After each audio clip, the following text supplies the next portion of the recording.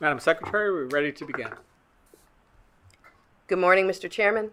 Good morning, Commissioners. This is the time and place that has been noticed for the open meeting of the Federal Energy Regulatory Commission to consider the matters that have been duly posted by the Commission. Please join me in the Pledge of Allegiance. I pledge allegiance to the flag of the United States of America and to the republic for which it stands, one nation, under God, indivisible, with liberty and justice for all.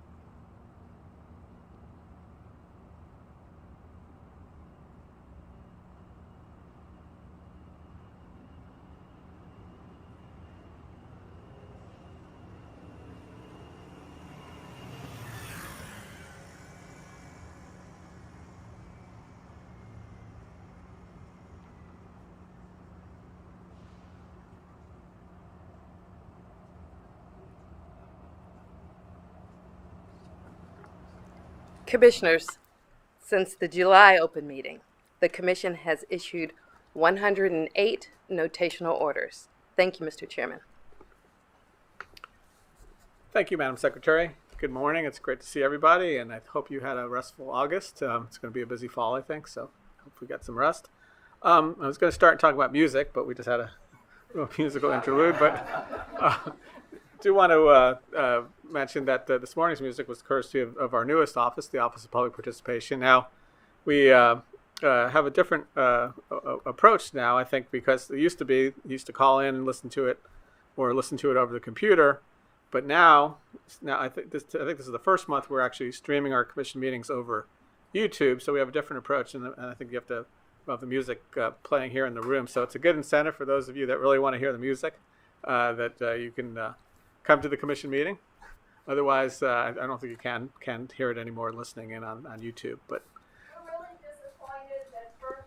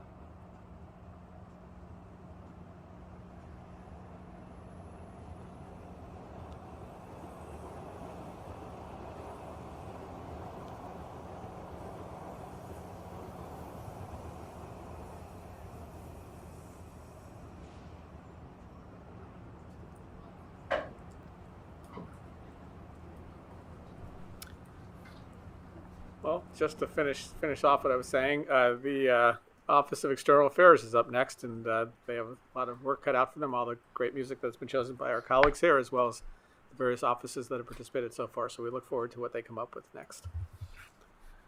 So last week we began the process of reconstitution here at FERC, and it was great to see so many people in the building, just getting reacquainted with colleagues, people they hadn't seen in a long time. And, a lot has really happened since we all left the building here at FERC at 888 First Street back in March of 2020. In fact, we were looking at some numbers the other day. The Commission has issued more than 2,600 orders since then. We've had more than 24 technical conferences, all virtual. And we've hired, I think, more than 340 new employees. So quite a bit has happened since then. And things are never going to be exactly the way they were, but it's great to hear so many people talk about just how good it is to see their colleagues, and so we're hopefully getting to some degree of at least the new normal around here. I do want to recognize my two predecessors, former Chairman Chatterjee and former Chairman Danley, for their work in getting this commission through some tough times. But I really want to thank Anton Porter, our director of the Office of Executive Director. He's really the glue that really has kept this agency together through the last couple of years, and he deserves all the commendations.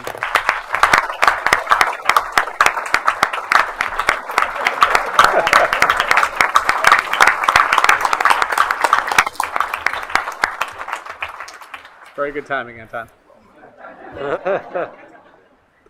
On a much more sad note, I do want to reflect on that the commission lost a very important colleague recently. Michael Kokoski passed away unexpectedly on August 1st at the age of 33. I want to share a bit of information, if I can, about Michael. He joined the commission back in 2011 as a member of the Office of Energy Market Regulation, then joined OPI, Office of Energy Policy and Innovation, as a manager in 2019. During his tenure, he worked on a lot of high-profile issues, such as a number of New England ISO market issues, and more recently, on a number of our very major transmission initiatives that are still underway. He was an outstanding analyst and manager, but I think it's much more notable and much more important to note the effect that Michael had on the people around him. He was a beloved friend and colleague to many of the people here at FERC. And he was an example of what's best about this commission. He was a thoughtful, kind, and decent public servant. Now, Michael left behind a wife and some young children, and our thoughts continue to be with them in the wake of this tragic loss, terrible loss. This past weekend, many of Michael's friends and colleagues got together with members of his family to share memories around here recently, a couple blocks away from here, and I think they had a lot of opportunities to share some good stories and talk about some happy moments. But Michael's legacy, which is the impact he's had on so many people here at FERC and elsewhere, is going to live on. And we just want to take a minute to think about that.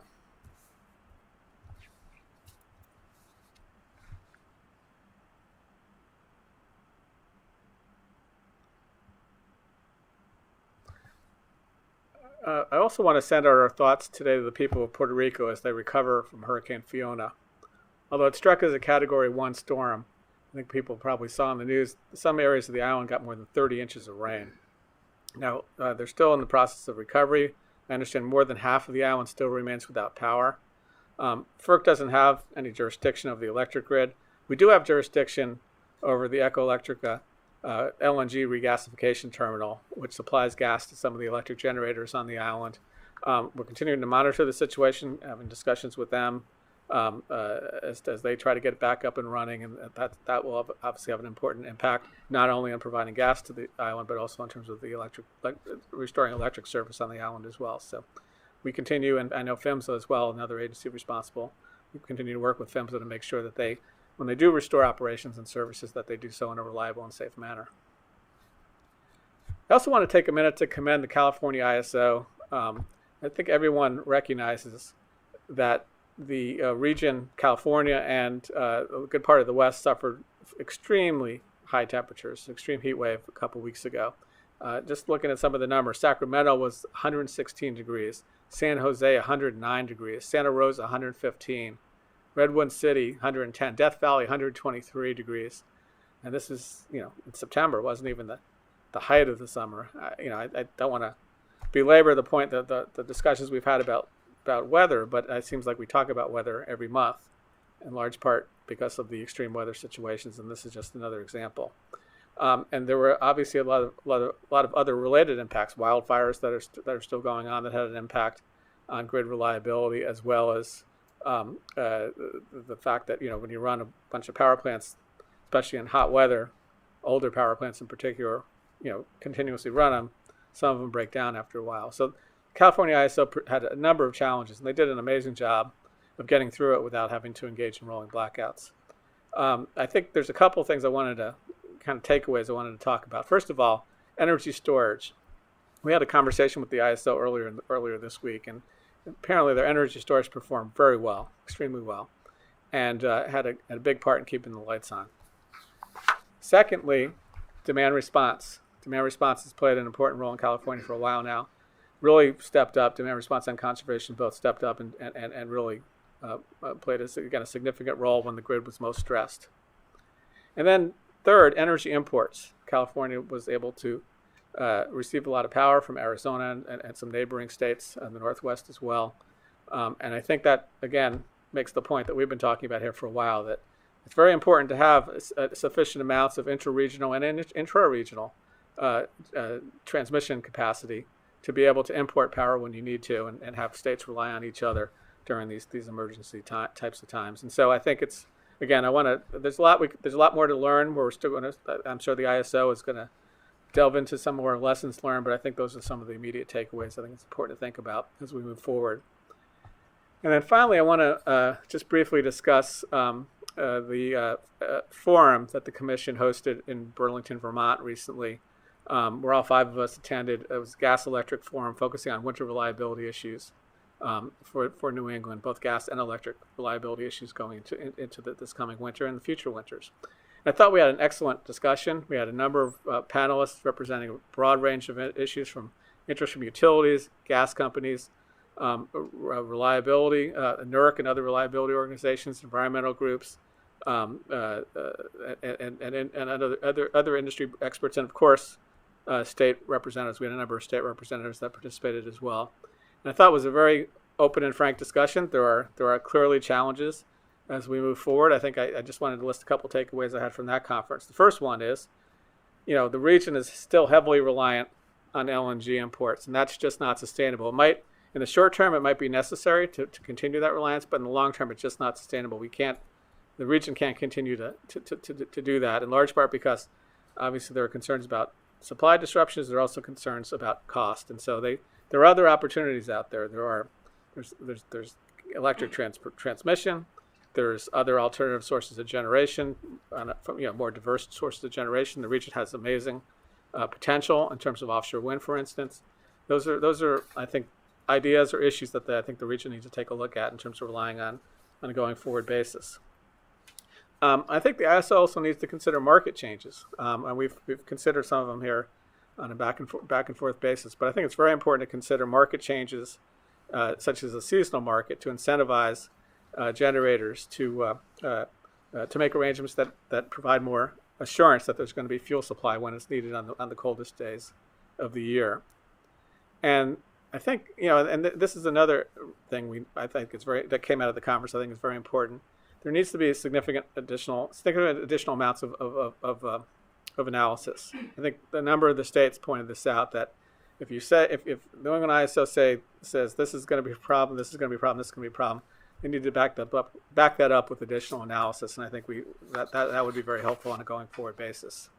And finally, and again mentioning the states, it's very important that the ISO and the states work together to help solve this problem. And I think that some of the discussions we had last week suggested there's additional room for that, and hopefully that will occur. Yesterday, FERC issued a notice seeking comment from interested parties as to the issues that were presented at the technical conference, or at the forum, I should say.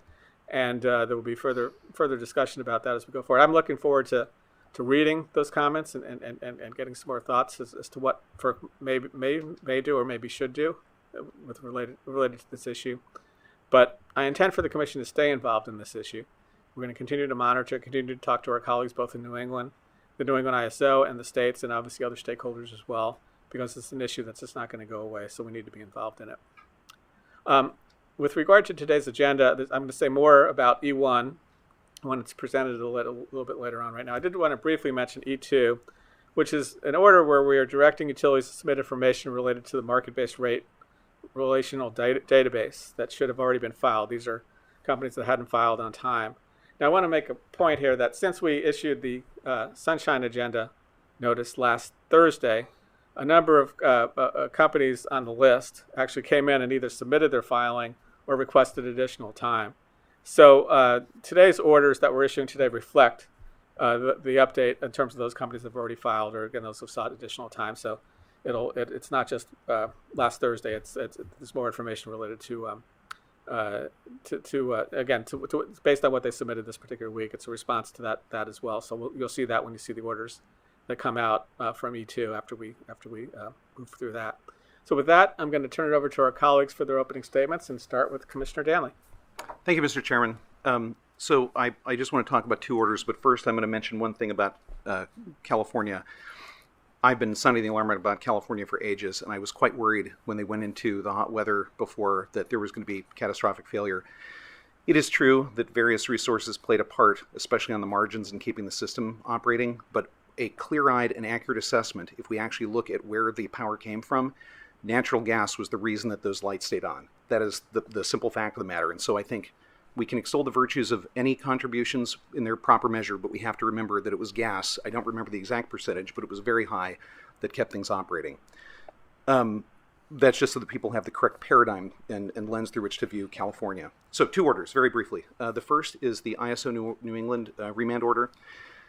So we just had, as the chairman said, and I'm glad that we convened that, or that you convened that conference up in Burlington, again, related to reliability here. I had at one point an extended colloquy with ISO New England CEO about the possibility that having basically arrived at a point, and this is based upon what the ISO has told us, that market mechanisms are no longer capable of ensuring resource adequacy. If perhaps it was time for us to 206 the ISO in order to remove their responsibility and return it unambiguously to the states, who of course have all the residual power when it comes to utility regulation within their jurisdiction. I thought that was actually a profitable exchange, even though clearly the ISO doesn't want to have a freewheeling 206 in which we simply say, you have a problem, go fix it, right? So I understand where he was coming from on that. But I think the situation is bad enough, both in terms of the actual fact of reliability challenges on the one hand, and second, the fact that there is no conceivable way to me that a capacity market can have rates that are JNR if the capacity market doesn't actually deliver the promise of the resources that are to be drawn upon when necessary down the road. So I think we have an unjust, unreasonable market, probably. I mean, obviously that's what the 206 hearing would be for. And I renew my request to my colleagues that we continue trying to figure out what to do about ISO New England, because I think the situation is dire. This order, E8, is a remand order in which the court has told us what we have to do. I'm concurring because the court has spoken and we will do what the court says. But that got rid of, effectively, one of the possible solutions to the fuel security problem this winter, and I am quite sorry that we are in a position where we're basically, as we said during the conference in Vermont, the strategy to get through this winter is to cross our fingers and hope for mild weather. And that is not a good plan. So I am disappointed by the outcome of that court case, but of course I had to vote for it because we were instructed. And, you know, if anybody can come up with a short-term fix that would help with the fuel assurance this winter, I, for one, would solicit a 206 filing if that's the way you think it would be appropriate to approach it. Of course, we're always happy to talk about things before you file them. I think that they should do everything that they can to ensure that they have adequate fuel supplies this winter, and to the extent to which people want to take a proactive step, the Commission stands in receipt of 206s when filed, even though time is getting short. So on a related matter, we have item E3, which is the NISO MOPR, and I can reassure, I'm not going to relitigate it. I will spare everybody my pontificating on minimum offer price rules. The reason I bring this up is because I am concerned about the undermining of price signals. And when you consider how this experiment in markets began, that we were going to use the markets to deliver the least cost energy generation for the region in which they operate, dispatching the most efficient resource, it is becoming harder and harder to believe in the premise upon which these markets were originally developed, as we have greater and greater price suppression through state subsidies. It is getting to the point where I believe these markets are so manifestly not JNR, given the price warpings, that it is difficult for me not to consider abandoning the entire experiment as long as it's being conducted this poorly. And I simply say that so people have an idea of how grave I think the problem is to ensure JNR rates when we have state subsidies undermining price formation and warping price signals, which, by the way, still deliver in a lot of cases cheaper power, but what they do is they fail to create the correct investment incentives, and that too is part of what these markets are designed to do. So with that, thank you, Mr. Chairman, I appreciate it. Thank you for not pontificating on that one. I have more if you want it. I've heard it. Thanks. Good morning. Welcome back to fall at the Commission, and this month we're celebrating Hispanic Heritage Month. As usual, our team at FERC has put together a nice series of events for us to acknowledge and stop and take a moment to think about what celebrating this month means. Thank you, Chairman, for your kind remarks about Michael Kokoski, and I would just add my thoughts to his family. I think his family has a lot to be proud of through all the things you described, and our thoughts are with them during this tough time. In happy news, we have a new intern in our office, Tanya Kiatani, who is here from Georgetown Law School. She's already proven to be a valuable contribution, and it's really nice that she's in person a couple days a week, as are many of us. And the reconstitution effort has been excellent. It's been reinvigorating. And again, add my thanks to Anton and his team on that front. I'll also speak to the good work of the Office of Reliability, the Office of Policy and Innovation, and the Office of Projects on these recent, both the heat wave in California and the West, as well as the Puerto Rico situation. Their hard work at long hours during the day kept us informed during these situations, and we appreciate that. I'll save my comments also for EWA until after the presentation, and I'll talk a little bit today about this recent New England Winter Reliability Forum. I heard loud and clear at that forum concerns about rising consumer costs and winter reliability and the energy adequacy the region has during extreme weather events. You know, underscoring the need for urgent action, there was a panelist from the Northeast Power Coordinating Council who reminded us that extreme is no longer synonymous with unusual. It's what we need to manage. And as I said in Burlington, there's no single solution to address the region's challenges. Mitigating consumer cost and winter reliability risk requires collaboration across this commission, across the state regulators, with ISO New England, and with market participants to consider a suite of solutions that likely span federal, state, and potentially even local jurisdictions. It's not lost on any of us that these conversations in New England have happened before for almost 2 decades, and that finding alignment on a path forward has been challenging. This time has to be different.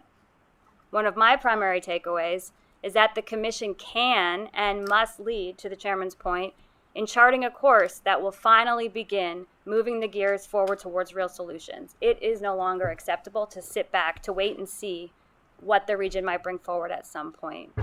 I share Commissioner Danley's urgent perspective on the urgency of the issue. I didn't hear the perspective that markets cannot work, but I certainly share the perspective that at this moment, the markets may not be delivering just and reasonable rates. To me, exerting Commission leadership to move this ball forward does not suggest that we know better than the New England states, or that we have the right to override the state's perspectives. Nor does it suggest that the entire solution set to these challenges rests within the Commission's jurisdiction. But there's no reason the Commission should stop pressing the region or delay further action on the elements of the solution that are within our authority. So I similarly invite parties to provide feedback to the Commission on a number of topics that I believe emerged from the forum as critical next steps. First, in the near term, we need to understand the full scope of this energy adequacy challenge that the region is facing. ISO New England proposed in advance of the forum that the region should undertake a comprehensive study of both the energy adequacy problem and the potential solutions for addressing the problem. A number of panelists, including the state representatives, concurred. I, though, didn't come away with a level of specificity around what this study should actually look like. My inclination is that the study should be resource neutral, and it should adequately explain the when, where, and why of the electric system risks that the Commission, the states, and the stakeholders can objectively evaluate needs over different time frames and across jurisdictions. We know that the root of New England's winter electric system reliability challenge is the significant dependence on natural gas in these extreme conditions, along with gas supply constraints. Shoring up or adding more natural gas supply capability is one way to address these constraints. It is only one way. The region can also diversify away from reliance on natural gas for electric generation and can reduce both electric and gas demand during these extreme weather conditions. We need this resource neutral energy adequacy study to illuminate the efficacy of solutions across these different mitigation approaches. We need all of them. So I'm interested in hearing from stakeholders on the form, the content, the objective of this study, and the processes by which the Commission might encourage or direct that it get done. I also heard from parties that there is a likely set of wholesale market reforms that, if prioritized, can be a meaningful part of the solution set. The idea that getting supply determinations right related to these markets has not improved the situation relative to distorting price signals is something I disagree with. But it is imperative that ISO New England's markets take better aim at the winter reliability risk we are all worried about, even as we await this better information to bring the scope of the energy adequacy challenge into sharper focus. There are several market reform ideas that emerged at the forum that I invite parties to expand upon in their comments, and then I won't dive into them all here, but I am going to post a statement on my website later today with some more of the concrete examples I heard. And I'd appreciate additional feedback on this front. I believe the Commission can lead in addressing these challenges in a manner that will not only advance the effort toward reducing this winter reliability risk that motivated the forum, but will also provide greater clarity as to what, if any, non-market solutions should be considered. I am open to a specific proposal on that front to address the near-term risk should it come before the Commission. But ultimately, we must move toward a sustainable, resource-neutral solution, and there is no time like the present to begin that work in earnest. As I close, I'd just say, the protests this morning remind me of the seriousness of the jobs that we all have, and I think that this Commission has a shared commitment to the importance of the decisions we're making. Thanks.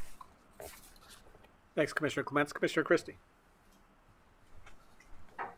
I have two personnel announcements, not announcements, but notes I want to make. I want to introduce two people. First, I want to introduce Regine Baus. Regine joined my staff right after Labor Day from OGC, and a lot of you already know her, but also been working with us. I'm glad to have Regine. She's handling everything west of the Mississippi, CAISO, the non-RTO West, and SPP, and she's also helping Neil Yalabandi, who's become my lead on the transmission NOPRs. I think last count we had about 13, and so plenty for her to do. So I want to welcome Regine.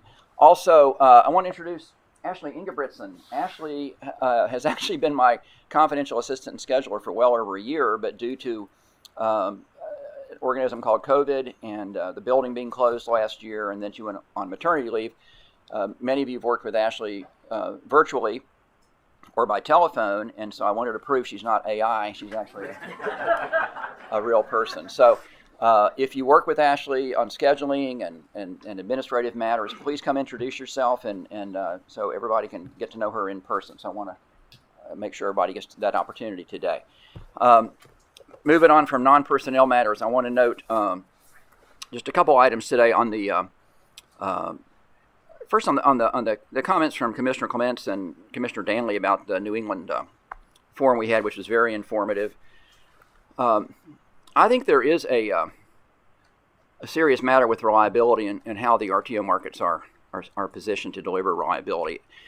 There's a line from a Ernest Hemingway book, I think it's The Sun Also Rises, where one of the characters asked another character, I think it was Bill and Mike. So Bill asked Mike, so how did you go bankrupt? And Mike says, two ways. Gradually, then suddenly.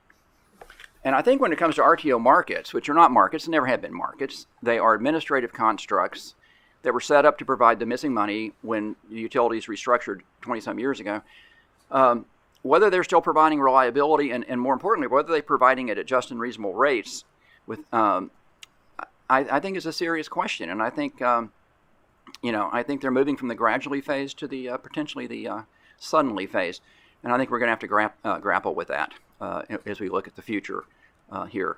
One other note I'm going to make, and this is on C3, Charlie 3. I have a separate statement on Charlie 3. That's the Texas Eastern Certificate with regard to where we stand after a case some of you may have heard of, West Virginia versus EPA. and I address that in my separate statement. And with that, that's all I got. Thanks, Commissioner Christie. Commissioner Phillips. Thank you, Mr. Chairman, and good morning, everyone. I'm going to surprise everybody and say a word about reliability before we begin the meeting. But I will just note that it's a common thread, as the chairman noted, in most of our meetings, especially here today. I agree with the chairman also in pointing out the role that storage as well as customers played in making sure that we did not have rolling blackouts in the California, which was the longest and hottest September heat wave on record in the state of California. It seems like almost every month we're having a 1 in 100 year event, extreme weather event that impacts reliability. I think that we're getting lucky. I think we need to talk about what is the plan to not rely upon luck. As my colleagues have noted about New England, I too enjoyed the conference. I thought that we heard a lot of potential solutions. I want to associate myself with the comments that Commissioner Clements just made. I too am interested in specific and concrete solutions. What I would add to that is that I want to hear from people what more can FERC do, both under our FPA authority, and if there's anything we can do to convene. Will additional meetings help? Could we establish a task force? Is there another forum that FERC could use to help bring people to the table? I'm very interested in that. The commission does have a role. I do believe that. I know that the states are conducting a study. I think that's the right thing to do, working with EPRI to do that. But often what happens with reliability is that we study, we issue reports, and then nothing happens until something terrible happens. I don't want to be in a position to have to wait for something terrible to happen before we act. We need to have a date certain, and we need to move as though this is a real urgent emergency. With that, I'm going to hold the rest of my comments on E1 in particular until after the presentation. I look forward to it. Thank you. Thank you, Commissioner Phillips. Madam Secretary, I think we're ready to go to the consent agenda. Thank you, Mr. Chairman. Since the issuance of the Sunshine Act notice on September 15th, 2022, items C1 and C2 have been struck from this morning's agenda. Your consent agenda is as follows. Electric items. E2, E3, E4, E6, E7, E8, E9, E10, E11, E12, E13, E14, E15, and E16. Gas items. G1 and G2. Hydro items. H1, H2, and H3. Certificate items. C3, C4, C5, C6, C7, C8, C9, and C10.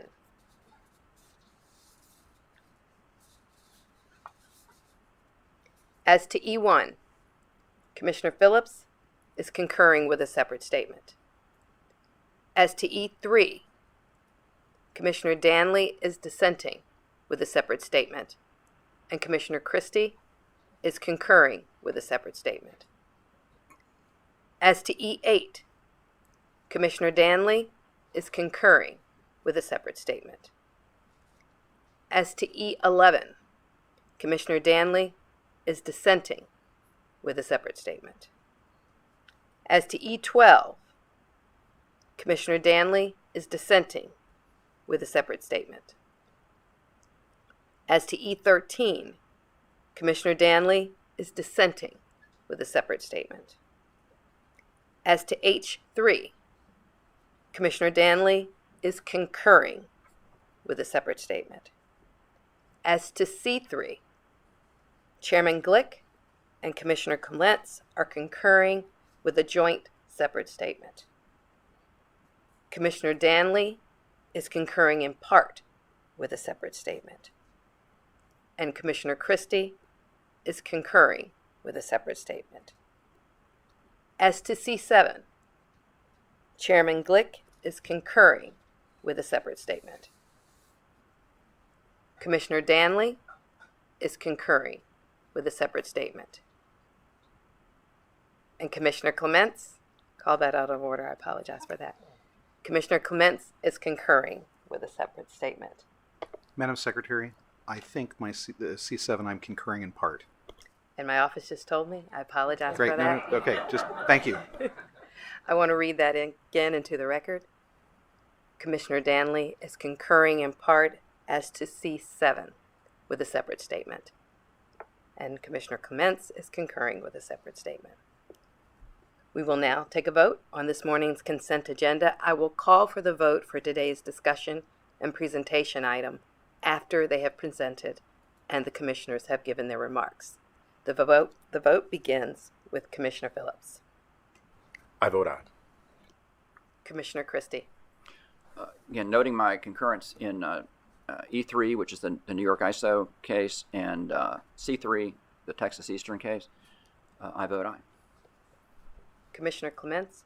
Noting my concurrence in C7 and my joint concurrence with Chairman Glick in C3, I vote aye. And Commissioner Danley.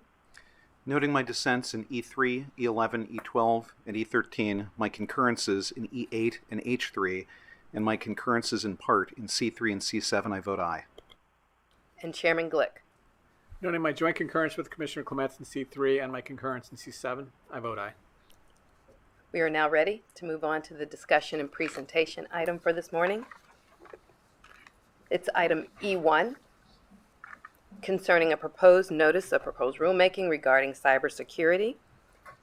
There will be a presentation by Cal Ayub from the Office of Electric Reliability. He is accompanied by David DeFeliz from the Office of Electric Reliability, Adam Pollock from the Office of Energy Markets and Regulation, Alan Rukin from the Office of the General Counsel, and Ryan Maka from the Office of Energy Infrastructure. Good morning, Chairman Glick and Commissioners. Item E1 is a draft notice of proposed rulemaking, or NOPR, that would revise the Commission's regulations to provide incentive-based rate treatments for the transmission of electric energy at wholesale by utilities for the purpose of benefiting consumers by encouraging investments by utilities in advanced cybersecurity technology and participation in cybersecurity threat information sharing programs. By issuing this NOPR, the Commission has taken steps to implement Section 40123 of the Infrastructure Investment and Jobs Act of 2021, which calls for a final rule by May 2023. First, under the draft NOPR, incentive-eligible cybersecurity expenditures must materially improve cybersecurity through either an investment in advanced cybersecurity technology or participation in cybersecurity threat information sharing programs, and not already be mandated by critical infrastructure protection reliability standards or local, state, or federal law. Further, the draft NOPR proposes to use a list of pre-qualified investments to identify the types of cybersecurity expenditures that the Commission may find eligible for an incentive. The draft NOPR also seeks comment on the use of a case-by-case approach to incentive requests. Second, the draft NOPR proposes two potential incentives: a return on equity adder of 200 basis points for eligible cybersecurity investments, and the first deferred cost recovery for certain cybersecurity-related expenditures that enables utilities to defer expenses and include the unamortized portion in rate base. The NOPR proposes that certain incentives would be subject to sunset provisions. Finally, the draft NOPR proposes that a utility that has received cybersecurity incentives proposed in this draft NOPR must make an annual information filing on June 1st, provided that the utility has received Commission approval for the incentive at least 60 days prior to June 1st of that year. The annual information filing should describe the specific investments, if any, of that date. In this draft NOPR, the Commission also terminates its earlier cybersecurity incentive rulemaking in docket number RM21-3. Initial comments are due 30 days and reply comments 45 days after the date of publication in the Federal Register. Thank you. This concludes our presentation. We would be happy to address any questions. Thank you, Cal, and thanks for the team for putting this together. I think we have to start off, and we've had a lot of discussions today about reliability, and I think there's probably no more solemn responsibility that the Commission has with respect to its authorities than to protect the reliability of the public power system. And that includes reliability issues related to resource adequacy and weather issues and so on, but it clearly also includes reliability related to potential cyber attacks and physical attacks as well. And, not only do we want to prevent those attacks from happening, but if those attacks do happen and there's a successful intrusion, we want to make sure that corrective action is taken as quickly as possible. Now, I think everyone in this room is aware that FERC has authority that Congress gave it, I think, back in 2005, to require bulk power system entities to undertake activities to comply with mandatory reliability standards. And I think that's has proven to be a pretty effective approach. Now, is it a perfect system? No. Sometimes it takes a long time, probably too long in many cases, to get these reliability standards proposed by NERC and approved by the Commission. But nonetheless, I think it's a very important paradigm for moving forward. And I agree. As was mentioned, as Cal mentioned, Congress enacted the legislation last year because it wanted us to incentivize utilities to invest in advanced cybersecurity technology, as well as to the extent they don't already, participate in these information sharing groups that are very important to protecting against cyber attacks and protecting against those threats as well. Congress said, well, you need to incentivize that. You need to provide financial incentives. And I understand that point, but I have some significant concerns with that approach. In particular, if we incentivize an activity, some utilities might engage in that investment or participate in certain programs, and other utilities might not. And as we know, it just takes one weak link in the whole system to potentially cause major catastrophic damage from a reliability perspective. I think that if it is important that utilities make these investments, or if it's important that utilities participate in these information sharing groups, that we need to explore whether we need to utilize our mandatory reliability standards approach to get there, and that would be my preferred option. Now, having said that, I also understand Congress directed us to do that, and that's what we're doing today, and we will certainly follow through with that compliance. But I think we need to think that through a little bit. The Federal Power Act does already provide us with the authority to ensure that utilities and other jurisdictional entities are able to recover prudently incurred investments, and that certainly is including investments in cyber security technologies and participating in these cybersecurity information sharing groups. And I think we have a pretty good record of that. And as a matter of fact, we had a technical conference, I believe, either 2019 or 20, but I think it was 2019, where we had a bunch of utilities come before us in the technical conference, and they all said, we don't have a problem recovering our cost either at the federal level or at the state level. And that's something I think we need to keep in mind. It's important to make sure utilities recover their costs, and I certainly don't want I don't want them not to be disincentivized, but at the same time, again, as I said before, I'm not entirely sure the incentives approach is the way to go, given the significance of these type of investments. But as I said, Congress directed us to do that, and certainly we will move forward as directed.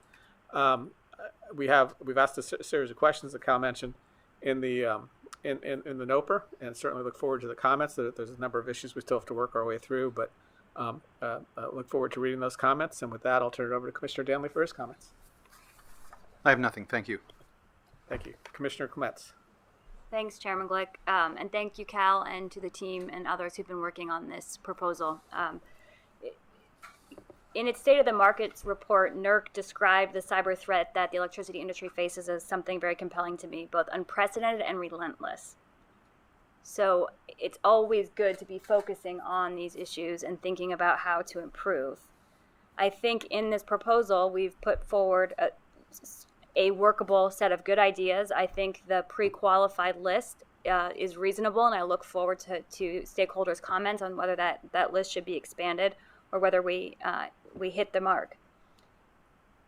To echo the chairman's point, I've said in the past that when it comes to cybersecurity, we should mandate the investments or best practices that will enhance our posture, the reliability and the security of the power system. And this continues to be the case.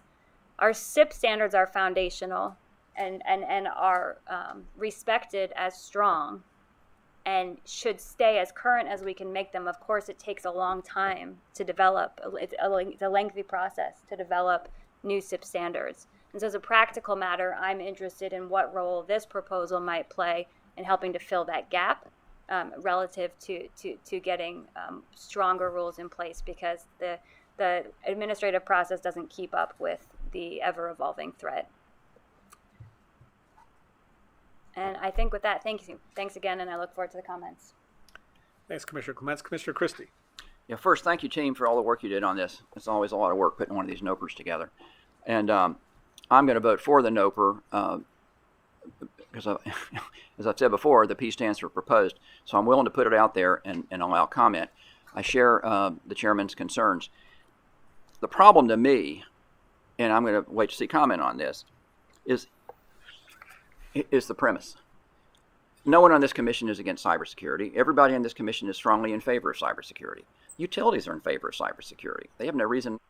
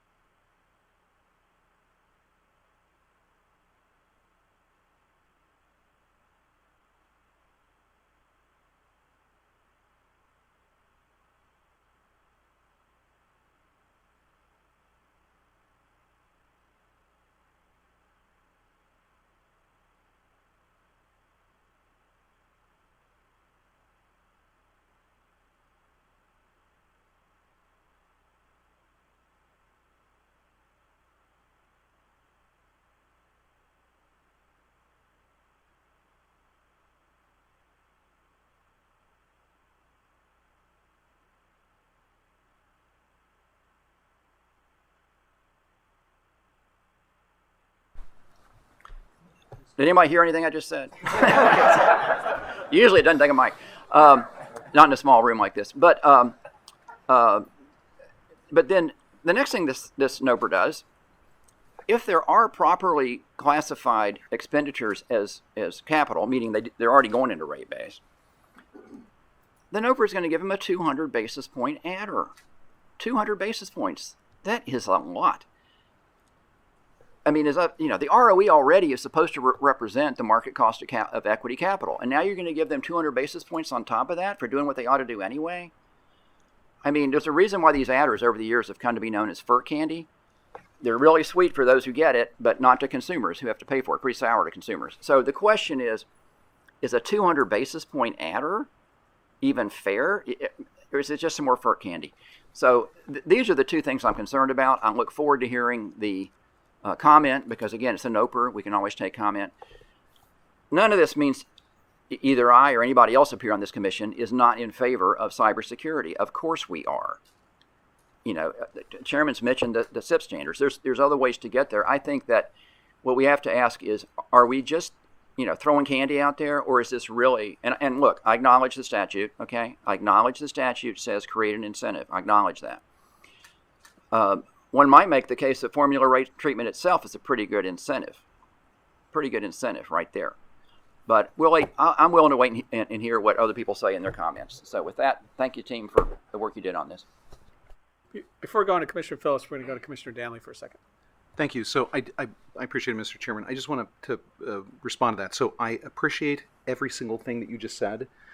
The thing that we have to bear in mind is that even if the chairman is correct, and you may well be, that having mandatory NERC standards is the proper way to do this, to have universality and common approach to the problem across the sector, those processes to get to mandatory standards are so slow that of all of the challenges that NERC faces, maybe cybersecurity is the one for which NERC is the least apposite.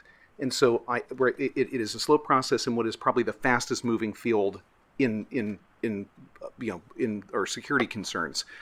So the question becomes, if that is an inapposite tool, and I would argue that it probably at least partially is the provision of FERC candy the proper way to incentivize the rapid, immediate response that I think is the policy that is being driven at here? And the fact of the matter is, I do not know.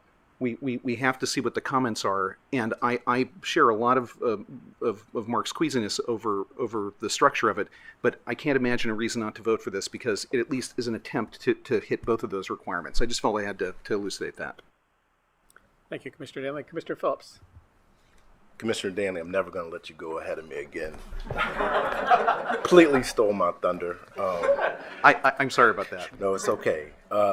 Look, this is important. Commissioner Christie's right. We all share that. Let me tell you from my perspective, I strongly support this NOPR.